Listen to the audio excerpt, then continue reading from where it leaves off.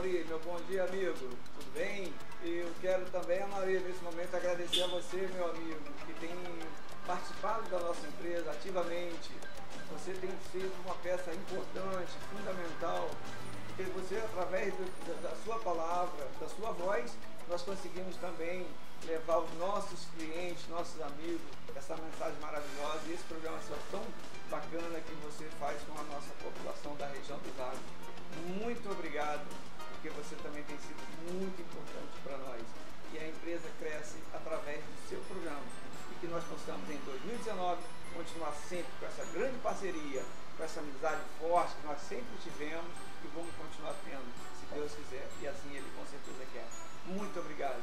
Feliz Natal. Feliz Ano Novo.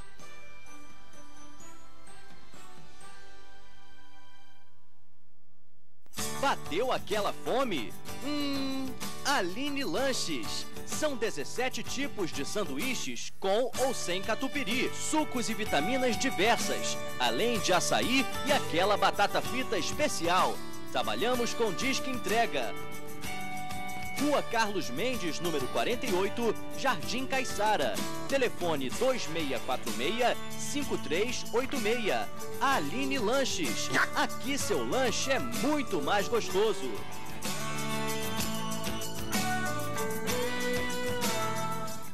Recebendo visitas indesejáveis, cupins, baratas, ratos, formigas, mosquitos, entre outros. A Iena Serviços atua no controle de pragas urbanas. Orçamento grátis. Iena, inovando em dedetização, protegendo o meio ambiente.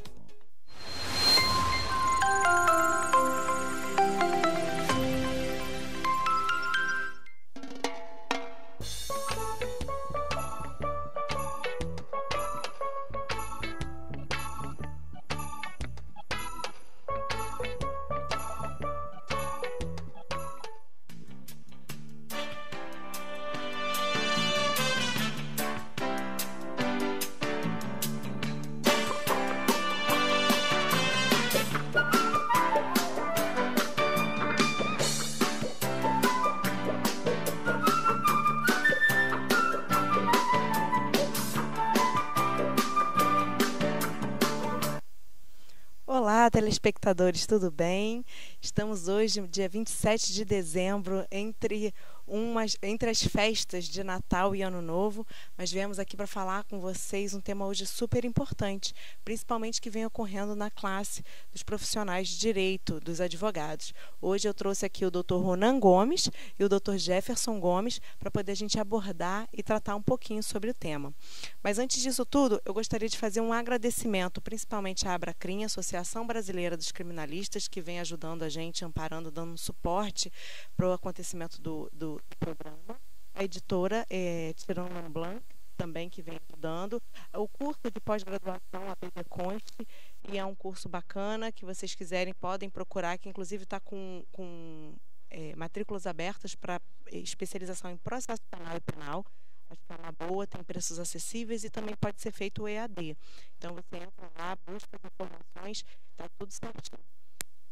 Hoje eu trouxe nossos convidados aqui, pessoas de grande peso aqui, para poder abrilhantar nosso programa e deixar o papo muito mais quente. Eu agradeço imensamente a presença dos doutores que possam estar aqui conversando com a gente e discutindo um pouquinho sobre o tema de prerrogativas. Prerrogativas, o que vem a ser as prerrogativas do advogado? A gente que ouve falar tanto sobre isso, mas o que seria? O que vem acontecendo, né? Então a gente trouxe esse assunto para cá, para a gente abordar e explicar um pouquinho o que vem a ser e no final a gente poder levar para vocês cada vez mais informação. Agradeço a audiência, agradeço as mensagens de apoio, muito obrigada. Desejo também a todos vocês uma boas festas e vamos agora bater nosso papo, né? Sejam muito bem-vindos. Muito obrigada. Obrigado, doutora Letícia. Uma colega da Abracrim, uma amiga, que a amiga que a Advocacia Criminal me deu, igualmente aqui Dr. Jefferson Gomes, né, que também faz parte da Abracrim, um excelente advogado. E hoje nós vamos debater esse tema, né, que é sempre muito polêmico, um tema bastante atual, né, que a advocacia criminal, não só a advocacia brasileira, tem que agir com rigor para que possamos juntos cumprir esse munus que o advogado tem, né, que é essencial à justiça. Queria aqui me apresentar, sou advogado criminalista aqui da região dos Lagos, né, de Saquarema, tenho um escritório lá, tenho um escritório no Rio de Janeiro, e agradecer aqui o convite do programa Noite Jurídica, que é sempre bom estar perto de pessoas com tão alto gabarito igual a vocês. Muito boa tarde a todos. Agradecer a Letícia primeiro pelo convite, uma honra estar aqui junto com o Dr. Ronan, também um colega advogado, junto com a Letícia também colegas da advocacia e também da angústia que é advogar e sobretudo o que vivemos na Abracrim, né? Uma felicidade imensa estar aqui em Cabo Frio, também a cidade que me acolhe desde criança. E é isso, me apresentar também rápido, eu sou advogado, tento ser professor de direito, que é uma tarefa árdua nesse mundo louco que nós vivemos, e eu espero que hoje nós consigamos debater essa loucura que vem acontecendo com a advocacia, sobretudo com a advocacia criminal no Brasil, né? Muito obrigado mais uma vez, Letícia. E a gente fica à mercê disso, né? Porque não só a advocacia criminal, mas eu acho que a criminal que vem ela vem mais carregada, né, de estigmas, de peso, quando você fala assim, eu sou advogado criminalista. As pessoas já olham com um certo... mas você trabalha... Vou falar uma visão aqui muito subjetiva e feminina, né? Mas o seu marido permite você trabalhar com isso? Você não tem medo? Como se fosse uma profissão exclusiva masculina, uma coisa que não é. E, assim, e é a prerrogativa de um modo geral, porque a gente teve um caso que eu vou mencionar da doutora Valéria, da comarca de Caxias, que foi presa, né, e tal. Ou seja, ela estava dentro da audiência, exercendo seu trabalho, e ela foi... Tivemos até o desagravo, um bonito ato da OAB, e a gente eu fico preocupada, principalmente das coisas que vão acontecendo e a forma como a sociedade coloca a advocacia, principalmente a criminal, aqui falando da criminal, mas não que seja exclusiva, sobre a questão da limitação do advogado em atuar, né? E principalmente aquela piadinha de que advogado de bandido, né? Você é advogado de bandido? Não sei. Isso é horrível ouvir isso, né? Então, aí deixo para vocês. Doutora Letícia, infelizmente a sociedade, de modo geral, né, tem esse pensamento negativo dos advogados criminalistas de uma forma bastante equivocada, né, porque o advogado criminal ele está ali justamente entre o Estado acusador e o juiz que vai julgar, né? Ele é a barreira de defesa que o cidadão tem, né, de ter justamente os seus direitos e garantias fundamentais assegurados, né? O direito da ampla defesa, do contraditório, né? de um processo penal justo, né? Eu costumo dizer às pessoas, a meus alunos também, quando estava lecionando, hoje não leciono mais por falta de tempo, mas é um grande prazer lecionar, de que eu tenho muito orgulho de ser advogado criminalista. Muito orgulho, porque estamos lidando com o segundo bem maior, né, do direito. O primeiro é a vida, o segundo é a liberdade, né? E infelizmente no Brasil estamos vendo uma série de prisões desnecessárias, né? Hoje o que era uma exceção, né, que é a prisão, se tornou uma regra. Hoje nós aqui no Rio de Janeiro principalmente estamos lutando, né? Os advogados vemos diversas reclamações de prisões absolutamente desnecessárias, né? Fiz um trabalho junto com o Dr. Tiago Minagê, que é o presidente da nossa associação, com a doutora Maíra, de um levantamento simples que fizemos, né, das audiências de custódia no âmbito do Brasil, o CNJ, dados do próprio CNJ, né, de 244 mil prisões em flagrante, mais 44%, né, na audiência de custódia foram revogadas. Ou seja, são 44% de prisões absolutamente desnecessárias, né, que o advogado criminal é o primeiro nessa linha de frente a combater esse tipo de coisa, né? E ainda mais quando a gente fala em prerrogativa, né? Nós temos visto vários colegas, comigo também é assim, às vezes você chega numa delegacia de polícia, você não tem o seu direito garantido de ter livre acesso ao inquérito, né? Também já começa essa primeira barreira durante a investigação criminal, né? O advogado criminal ele tem que atuar em todo o processo, né? Depois vira uma denúncia, ou o caso da autoridade policial representar por uma prisão temporária ou preventiva, né? Às vezes é decretada a prisão, o advogado fica aí dias, 5, às vezes 10 dias, sem poder ter acesso a esses autos para exercer o direito de defesa do acusado. E quando deveria ser imediato, né? Exatamente, né? Então, nós temos visto isso. Graças a Deus, temos advogados criminalistas bastante atuantes, né, como o Dr. Jefferson, como a doutora Letícia, como os amigos da Abracrim, os amigos da Anacrim, da Ibicrim e tantas outras associações, né, que estamos aí lutando arduamente, né? Vivemos tempos sombrios, né, e que a advocacia ela tem que ter um tom de união, né? Nós temos que dar as mãos para lutar pelos nossos direitos, não é isso, doutor Jefferson? Com certeza.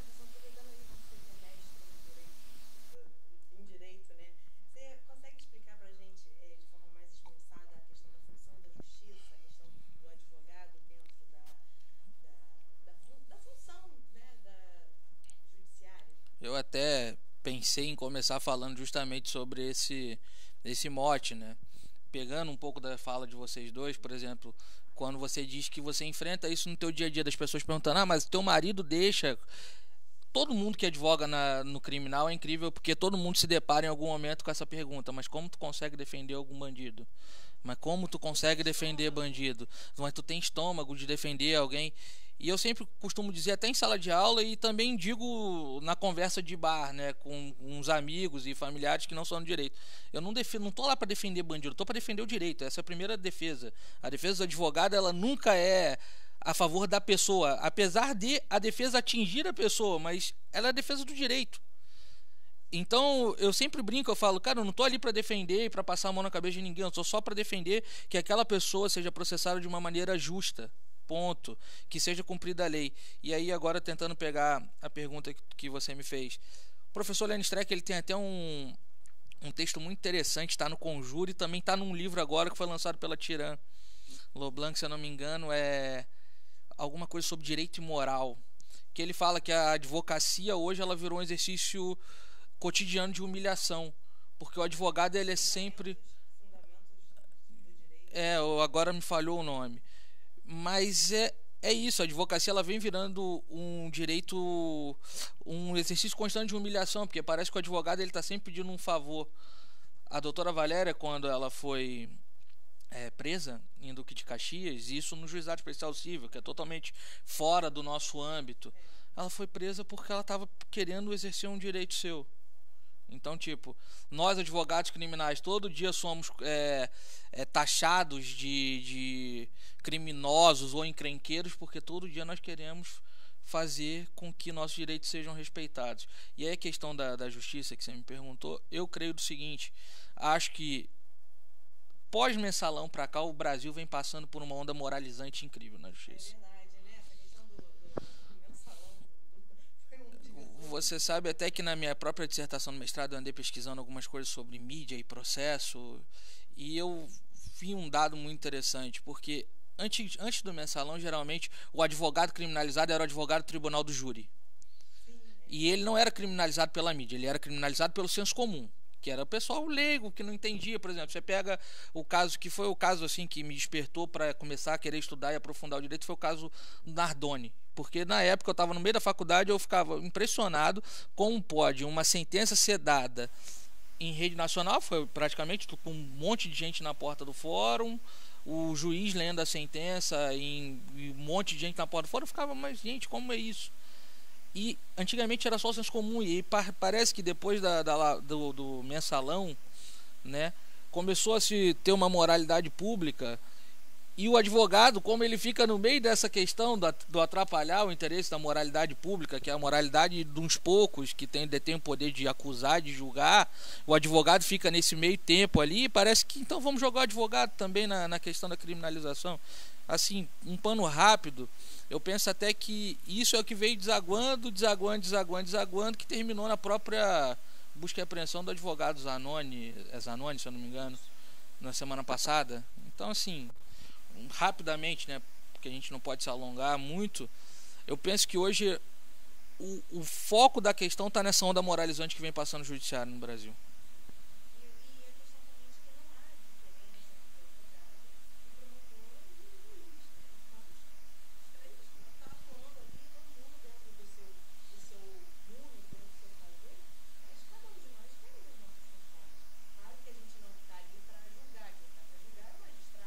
Mas a gente está ali para defender o que está escrito na lei,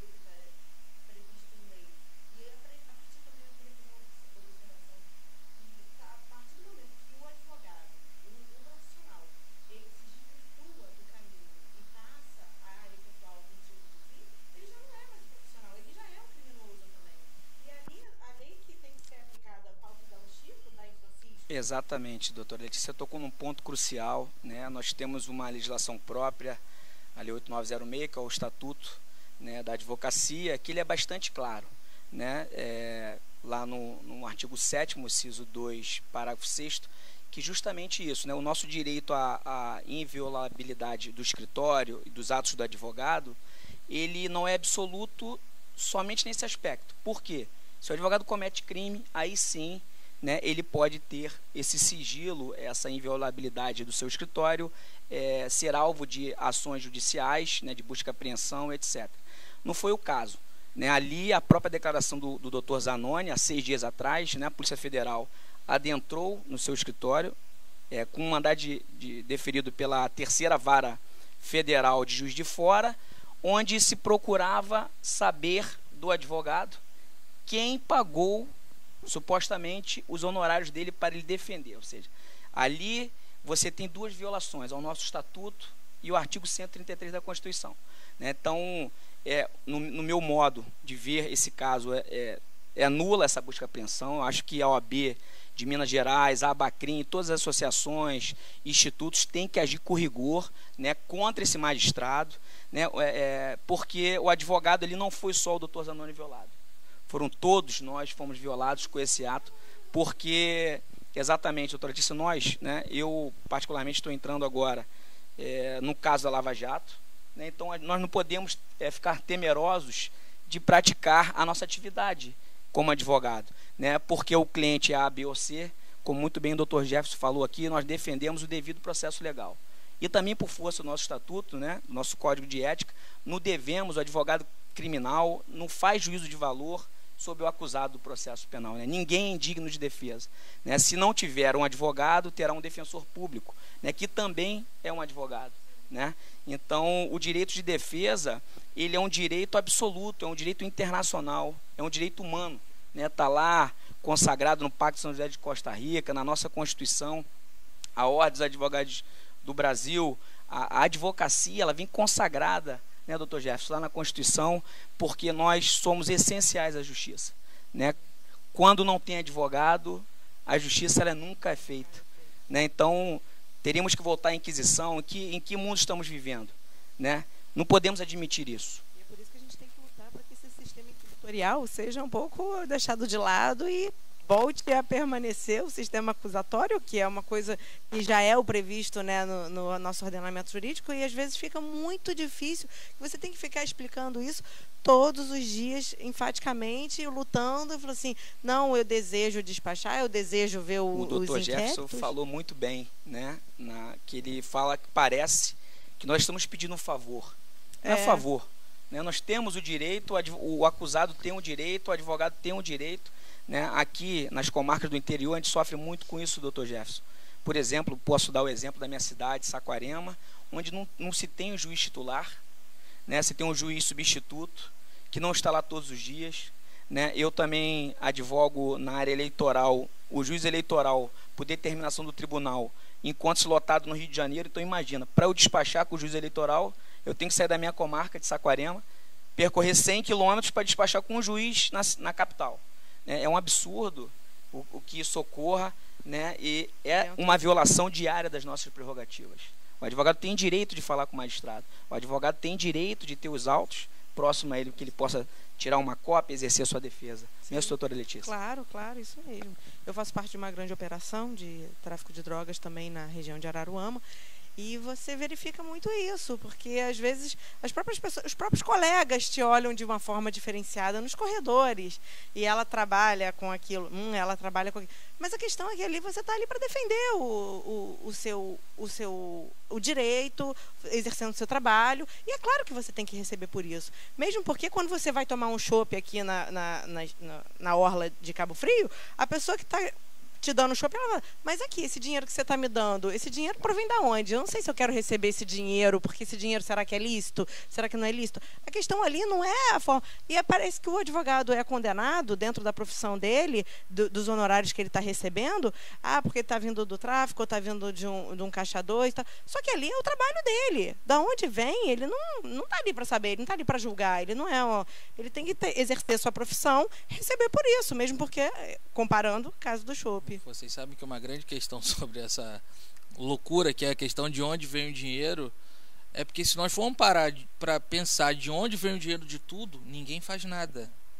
Sim. Ninguém sim, faz doutor, nada, claro. porque você imagina, eu vim no carro pensando, né, a questão do próprio advogado lá do Bolsonaro, porque é impensável que no século XXI, quase 2019, nós ainda estejamos discutindo o fato se o poder público tem o direito de saber quem está pagando o advogado, e se o advogado também tem o direito de saber qual é a proveniência do dinheiro que vem. E aí eu fiquei pensando no carro, uma provocação vindo, eu pensei, ok, vamos pegar um exemplo de um juiz que só pode, tirando a função da prestação jurisdicional, exercer uma atividade de magistério. Ele vai lá, recebe o dinheiro da faculdade. E se um dia o dono da faculdade estiver envolvido em algum esquema de corrupção, ou se a faculdade lavar dinheiro, sonegação fiscal ou algo do tipo, então o dinheiro dele, então nós vamos fazer uma busca e apreensão na casa do juiz para saber se o que ele comprou com aquele dinheiro é absurdo. Aí é um questionamento filosófico, né? Da onde eu acho que é porque eu tenho essa mania de ficar querendo filosofar com as coisas. Mas essa provocação é muito bacana. E até porque, em muitos casos, né, quando você tem um cliente preso, quem geralmente procura o advogado são os familiares, né? Sim, que às vezes até ali praticam um financiamento coletivo para tentar, né, ajudar aquela pessoa, né, que foi presa. E a nós compete somente declarar isso, né? Obviamente, cada um no seu imposto de renda ou do escritório de advocacia. Então, agora, outros órgãos devem ir lá fiscalizar se aquele dinheiro, né, é de origem ilícita, né? Então, estão querendo criminalizar, e a gente vê isso diariamente, a advocacia, inclusive, que eu me recuso até a falar o nome dele, de um procurador da República que propôs nas medidas lá criminalizar que o advogado deveria declarar sempre, quando ele recebe os honorários, da onde é esse valor, né? Ou seja, numa tentativa clara de atacar a advocacia, especialmente a advocacia criminal, né? Como o doutor Jefferson falou, a Lava Jato, ela tem colocado em foco, né, da onde é esse dinheiro dos políticos, etc. Nenhum advogado criminalista, ele é contra qualquer tipo de operação, né? Pelo contrário, nós somos contra também a corrupção, queremos que os corruptos sejam presos, mas que respondam dentro do devido processo legal. O que temos visto, né, são prisões preventivas ad eterno, né, fazendo aniversário, né? Pô, perde o seu objeto. Perde o objeto. Né? E aí, quando o advogado tenta atacar, né, essa prisão, ele é apedrejado, não só pela mídia, né? Quando o advogado do fulano de tal entrou com um habeas corpus, ele é criticado pela imprensa por estar tentando caçar uma decisão ilegal, né? Porque ela tem prazo, o processo penal ele tem prazo para ocorrer. E muitas das vezes, né, a maioria das vezes, a demora não se dá por requerimento defensivo, e sim do Estado, que não conseguiu investigar, né, do juiz que não consegue julgar, né, das provas que nunca são produzidas em tempo hábil, e o acusado ele não pode sofrer as consequências de um Estado inerte. Ou seja, o sistema todo, né, está todo cheio de defeitos e a culpa ainda cai em cima do profissional. Eu vou parafrasear mais uma vez o professor Leandro Streck. Parece que o Brasil ele virou um país de torcedores. O judiciário parece que ele virou um grande jogo de futebol e a coisa fica assim, quando é uma decisão que agrada determinado grupo, de determinado nicho de poder, ok. Vou dar um exemplo. O próprio ministro Teori Zavascki, que faleceu no ano passado, o ministro Teori ele chegou a ter sua casa, se eu não me engano, o pessoal foi para a porta dele, pichou, fez piquete, porque ele tinha dado uma decisão que desagradava o senso comum moral da Lava Jato. Mas, ao mesmo tempo, na outra semana ele era aplaudido, porque, sei lá, ele dava uma decisão em desfavor de alguém que não fazia parte daquele senso comum moral da Lava Jato. Então, assim, o direito e a advocacia têm sido um pouco disso, sabe? Eu acho isso de uma loucura e de uma insanidade, né? E aí começa, né? Nós começamos a ver casos, né? Agora, recentemente, do ministro Marco Aurélio, né? Que deu uma decisão fundamentada, né?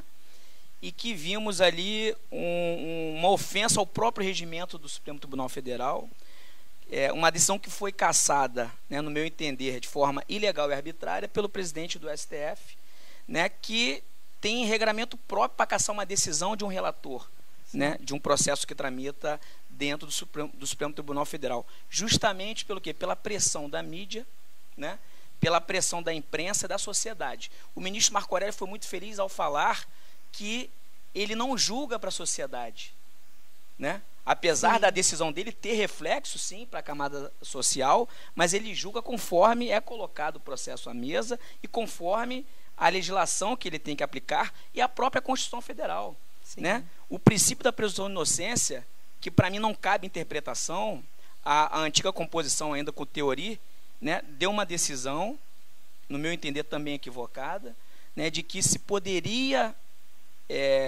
já aplicar uma execução provisória da pena após o julgamento de segunda instância, né? E isso começou a valer, se você olhar o conteúdo da decisão, né, fala que em casos específicos poderá. E aí o judiciário, o que entendeu? Não, agora isso virou regra. Então, a partir do momento que eu sou julgado de segunda instância, vamos executar essa pena, né? E aí que entra o advogado, né? A nossa barreira do advogado criminal, que começa, vamos aqui... Isso é uma questão de hermenêutica, né? Exatamente, não tem interpretação, está lá, claro, no artigo 5º. Eu, no ano passado, fui à Argentina para falar sobre isso, no evento de Filosofia do Direito, e eu fiquei, acho que 1 hora tentando explicar para os argentinos o caso, e eles ficavam para mim, não tem como. Não tem como. Eu falava, não, a Constituição do Brasil está falando lá, trânsito em julgado, e o Supremo Tribunal Federal resolveu adotar isso aqui. Eu falava, mas não tem como. A regra porque é clara, né? a grande questão é que as pessoas acham que o judiciário hoje ele virou um poder político e ele tem que dar satisfação para as pessoas, ele tem que atender a voz das ruas, quando na realidade a própria essência da justiça e do poder judiciário é ser justamente o remédio contra as maiorias. A Constituição é um remédio contra as maiorias, é justamente para quê? Para racionalizar, para não deixar que as maiorias decidam, sabe? Então, assim, nós ficamos hoje em quase 2019 já. Falta um pouquinho para 2019. Falando tanto e relembrando tanto momentos que causaram perplexidade para a humanidade, como, por exemplo, a época do Hitler. Só que naquela época as pessoas iam de acordo com a maioria, e deu no que deu, né? E justamente a Constituição ela passa a ter um caráter normativo depois do segundo pós-guerra para tentar evitar que uma coisa dessa aconteça de novo. Mas parece que todo momento nós queremos que essa coisa volte. Quer dizer, nós não, né? Eu acredito que nós três e nossos amigos não, né? Mas a sociedade parece querer isso, sabe? Parece que foi esquecido uma parte da história do mundo. Exatamente, parece que a população, né, de modo geral, esquece o momento recente que vivemos no Brasil, recente que eu falo, né, uma ditadura recente que vivemos, onde tinha cerceamento de tudo, de liberdade de expressão, de liberdade de imprensa, né, com todos os erros que um determinado governo possa ter, eu acho que sempre a democracia que resolve, né? Nós pagamos, né, os nossos antepassados um alto preço, muitos com a morte, né, e a população simplesmente esquece isso, né, e começa a endeusar uma determinada figura, né, de que lança palavras de efeito, né, dentre elas bandido bom, bandido morto, né? O papel da polícia não é matar, o papel da polícia é prender, investigar, né? Hoje no Brasil, constitucionalmente falando, no Rio de né? Janeiro, Tá ali. no Rio de Janeiro, apenas 1% dos crimes dolosos contra a vida são investigados, né? Então o que vemos é que somente a periferia, né, acaba sofrendo as consequências dessa violência, da falta do poder público, né, como um todo. E voltando à frase do próprio Lênin Streck, que a gente começa a fazer uma reflexão desse momento jurídico que o país vive, né, do Supremo Tribunal Federal entrando em questões importantes, né? Essa para mim é a maior de todas, que é a advocacia criminal tem que lutar. Graças a Deus foi pautado para abril, né, para a gente tentar acabar com essa mazela de injustiça que o Brasil ocorre. E nós, advogados criminalistas, vemos isso constantemente, né? Eu creio que tem que ser aprovado sim a lei de abuso de autoridade, porque não há nenhuma responsabilização, por exemplo, para membros do Ministério Público que, de forma temerária, hoje coloca o processo penal como midiático. Ele vai fazer uma operação, nós não vemos isso em lugar nenhum do mundo. Lugar nenhum do mundo. Né? Em países desenvolvidos, promotores de justiça já fazendo juízo de valor do acusado, apresentando para a imprensa sem uma sentença penal coanteratória para que possa afirmar que aquela pessoa que ele investigou é de fato um condenado. Então a sociedade já começa a julgar aquelas pessoas que estão ali alvo daquela operação, né? E o que vemos é justamente um espetáculo midiático. O professor Afrânio Silva Jardim, que eu tive a honra de tê-lo como professor, ele vem combatendo isso e fala, palavras dele, aspas, tenho vergonha do Ministério Público. Né? Claro que tem suas exceções, eu tenho amigos promotores, mas eu não consigo vislumbrar qual é a necessidade de uma coletiva de imprensa para falar de uma operação, muitas das vezes que não tem denúncia oferecida, investigação é mínima. Eu posso falar de um caso de um cliente meu, né, que teve também, né, o seu nome estampado em todos os jornais, grandes jornais, na mídia impressa, televisiva. Foi feita pela Polícia Federal uma coletiva de imprensa e ao final não, teve prisão, pedido de prisão temporária, foi renovado pelo judiciário e ele não foi denunciado. É um político. Como que esse rapaz, novo na política, vai limpar seu nome perante a sociedade? Como que agora eu vou estampar lá a decisão? E aí, doutor, eu vou puxar mais aqui para o nosso lado, que os municípios são muito pequenos. E hoje em dia a gente tem uma agravante, claro, é uma benesse para a sociedade, a rede social. Mas ela também difama muito mais rápido. Então você teve até uma legislação agora, uma emenda, foi uma alteração, acho que do Código Penal, que fala sobre a questão da divulgação da divulgação, não.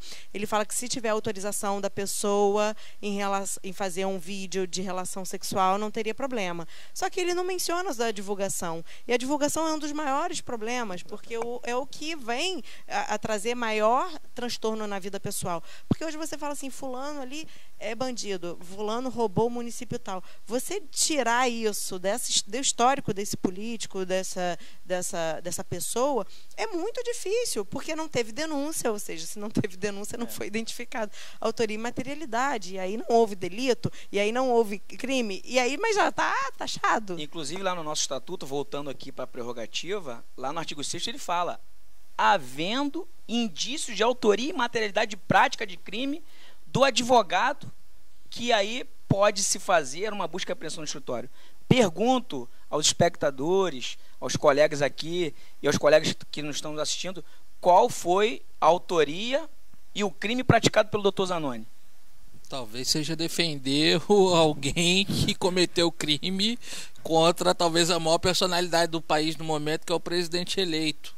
Nada contra o presidente eleito, mas assim, do mesmo jeito que o presidente eleito é vítima de crime, tem um monte de gente que é vítima de crime todos os dias no país. Então, assim, se todo advogado for criminalizado porque defende alguém que cometeu crime, então acabou a advocacia, acabou a Constituição e acabou a democracia.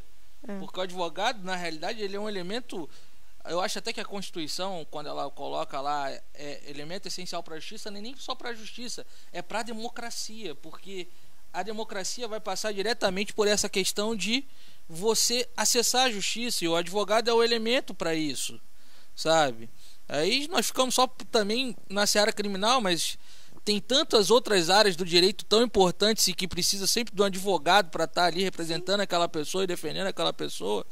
E, como sempre, o advogado é sempre mal visto em todas as áreas. É incrível isso. Uma área também que é família, né? Família, o advogado vira praticamente o pivô, né?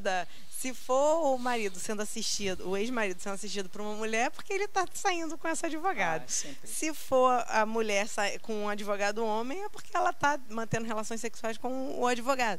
E o advogado, eles ligam para o advogado de manhã, de tarde, de noite, porque é a única pessoa que eles identificam que possam socorrer ele dentro daquela situação, seja violência doméstica, um divórcio, guarda de criança, porque isso está no dia a dia, está no dia a dia de todo mundo. E aí você faz uma busca e apreensão, um escritório de um advogado que esteja tratando de um assunto delicado, que tenha violência doméstica, que tenha dados pessoais da pessoa, porque o advogado fica sabendo, né? Ele é quase um sacerdote daquele problema, ele fica sabendo a realidade dos fatos.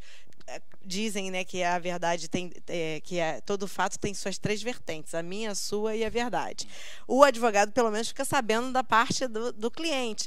Então, para ele montar até uma defesa dentro daquilo ali, e você ser violado disso é muito preocupante também, porque volto a retornar, eu volto a mencionar, num município pequeno, num município muito grande, se são divulgadas informações do seu cliente, que ele te confidenciou, estão escritas ou documentos ali, aquilo ali é a tua costura de você desenvolver o teu trabalho. Você não pode, se aquilo ali não foi divulgado, não está dentro do processo, que não vai saber. Exatamente. Porque a verdade prevalece, a verdade real, a verdade material, a que está nos autos.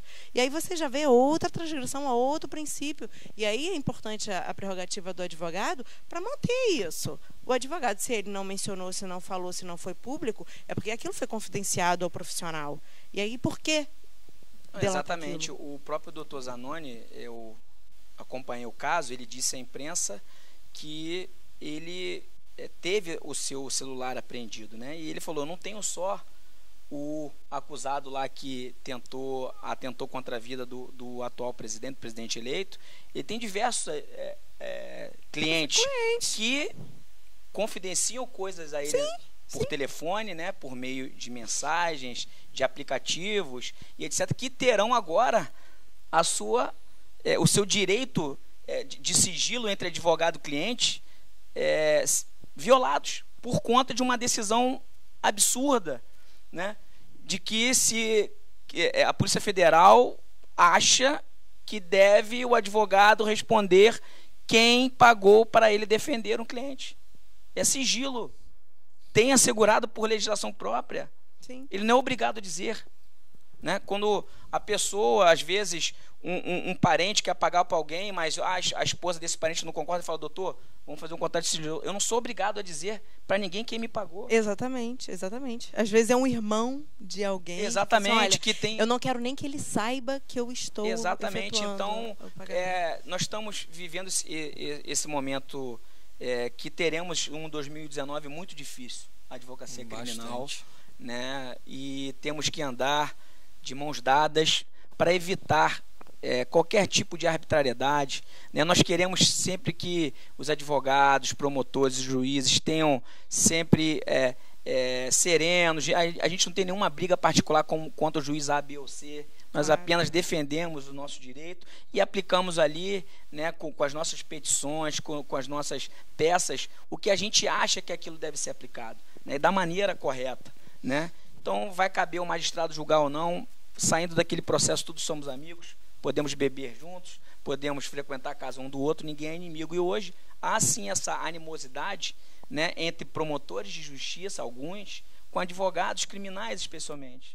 Porque ele está ali e ele acha que aquele advogado é sim um criminoso por estar defendendo um cara que teoricamente usurpou dinheiro público, né? Então eu fico muito receoso quando eu vejo declarações, né, e até entrevistas de magistrados, né, falando sobre tema, antecipando o voto, né? Então é bastante complicado e espero que voltemos a pós-Constituição cidadã, de respeito às liberdades, às garantias do advogado e das pessoas. Isso aí. Nosso tempinho está chegando ao fim. Agradeço mais uma vez a todos vocês. Passou rápido, né? Passa rápido, tá vendo? Passa rápido. Gostaria imensamente de agradecer imensamente o convite de vocês, porque foi semana passada, tem 5 dias que aconteceu isso com o 6 dias. 6 dias. E a gente ficou numa situação, né? Bem, a gente precisa falar, a gente precisa comentar. E aí, quando eu ofereci, olha, gente, eu gostaria de tratar isso no programa, vocês gostariam de participar? E quando vocês dois aceitaram o convite, eu falei assim, poxa, melhor não poderia ser. Então eu agradeço muito, imensamente, a participação de vocês dois aqui no programa. Hoje, que é o último do ano, Ano que vem nós continuaremos, eu continuarei apresentando o programa. Eu fico extremamente lisonjeada da presença de dois amigos, 2 colegas de trabalho, 2 amigos pessoais que estarem aqui difundindo uma ideia tão bacana, tão certa, né? E explicando principalmente à sociedade e aos outros nossos colegas, que também a gente não é obrigado a saber tudo, né? Sobre um pouquinho das nossas prerrogativas, sobre um pouquinho da violação do advogado e quanto isso é perigoso. Muito, muito obrigada. Eu que agradeço, Letícia. Obrigado. Eu vou deixar as considerações finais para cada um de vocês, caso queiram falar alguma coisa, um agradecimento. Bom, eu queria agradecer mais uma vez a oportunidade, a possibilidade de debater com vocês dois. São pessoas que eu admiro, tenho profundo respeito, profunda admiração. E assim, a única reflexão que eu posso deixar sobre tudo isso que nós conversamos, e ainda teria muito mais coisa para falar, sim, é só que a Constituição seja respeitada, que a lei seja respeitada. É só isso que nós queremos. Nós não estamos aqui para defender e passar a mão na cabeça de ninguém. É só defender a lei. A única defesa que nós temos que fazer aqui, e tentamos fazer, esperamos que seja respeitada, é a lei. É isso. E é basicamente. Votos de esperança. Votos de esperança. Faço aqui, Letícia, também um agradecimento especial a você, ao Dr. Jefferson aqui. Passou rápido realmente essa hora desse programa, e que é um tema que nós advogados temos que, repetindo novamente, nos mantermos unidos, e que 2019 seja um pouco melhor para todos, né? Que o novo governo tenha sensibilidade com as causas especiais do país, e que nós advogados possamos ter um ano melhor, um ano com menos prisões desnecessárias, e que, como o doutor bem falou, que a Constituição seja respeitada e as leis sejam também respeitadas. Muito obrigado, Letícia, e uma boa tarde a todos. Obrigada, obrigada. Vou fazer minhas considerações finais também em agradecimento principalmente à Abracrim, a associação a qual eu faço parte, brasileira dos criminalistas, que vem fortalecendo e ajudando essencialmente esse trabalho.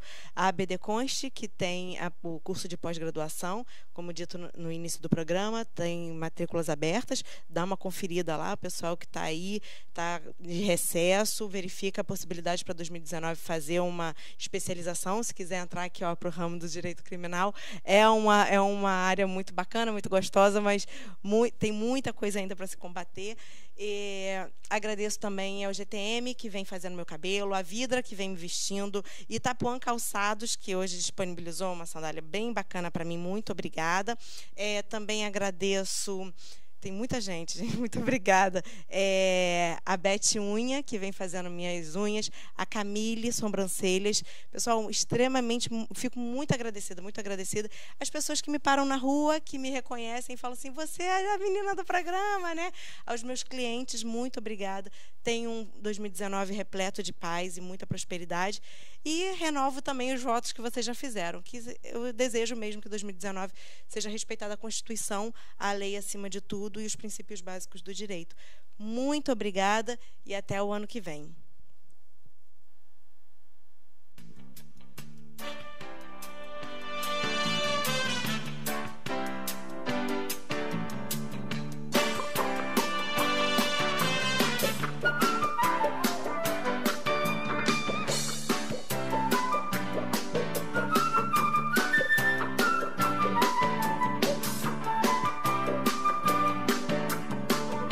Bateu aquela fome? Aline Lanches. São 17 tipos de sanduíches com ou sem catupiry, sucos e vitaminas diversas, além de açaí e aquela batata frita especial. Trabalhamos com disque entrega. Rua Carlos Mendes, número 48, Jardim Caiçara. Telefone 2646-5386. Aline Lanches. Aqui seu lanche é muito mais gostoso.